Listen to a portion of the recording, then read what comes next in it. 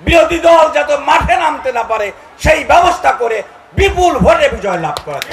জিল্লুল হাকিমের নেতৃত্বে পাংশা উপজেলার শ্রেষ্ঠ একটা ইউনিয়ন হিসাবে গড়ে তুলতে চাই। আর এই ইউনিয়ন গড়ার কারিগর হবেন আপনাদের প্রিয় নেতা শেখ হাসিনার স্নেহের পাত্র জিল্লুল হাকিম। তাহলে আপনাদের কাজটা কি?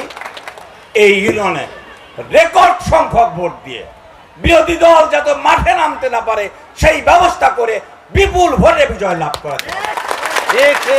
আমি বক্তৃতা দীর্ঘায়িত করব না, আজকে নেতা অনেক কথা বলবেন। আমি শুধু আপনাদের শেষ একটি কথা বলতে চাই। বাংলাদেশের প্রধানমন্ত্রী বঙ্গবন্ধু কন্যা জননেত্রী বিশ্ববরণ্য প্রধানমন্ত্রী, বাংলাদেশের সফল প্রধানমন্ত্রী জননেত্রী শেখ হাসিনা আমাদেরকে উন্নয়নের স্বপ্ন দেখান।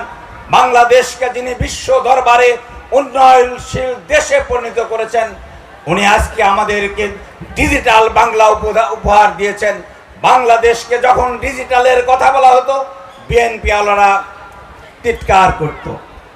আজকে আপনি এখানে বসেই আমেরিকায় কথা বলতে পারছেন, আজকে এখানে বসেই আপনি আপনার সন্তানের টাকা দিতে পারছেন। কিন্তু বিএনপিরা বলতো কারেন্ট চলে গেলে ডিজিটাল বাংলাদেশ চলে গেল, চালের দাম বাড়লে বলতো ডিজিটাল বাংলাদেশের ডিজিটাল চাল। আজকে কিন্তু বলার সুযোগ আছে ডিজিটালের কোনো জিনিস ঘাটতি নাই।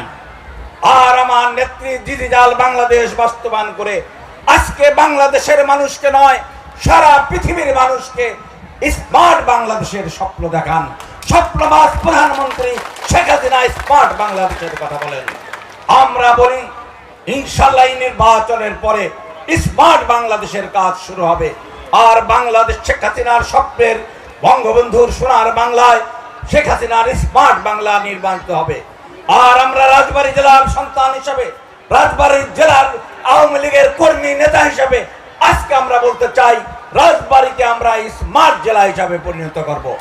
আর রাজবাড়ী জেলার পাংশা উপজেলার একটি ইউনিয়ন এই কলিমোহর, আমরা জিল্লুল হাকিমের নেতৃত্বে আগামী নির্বাচনের কলিমোহরকে স্মার্ট ইউনিয়নে পরিণত করবো ইনশাআল্লাহ।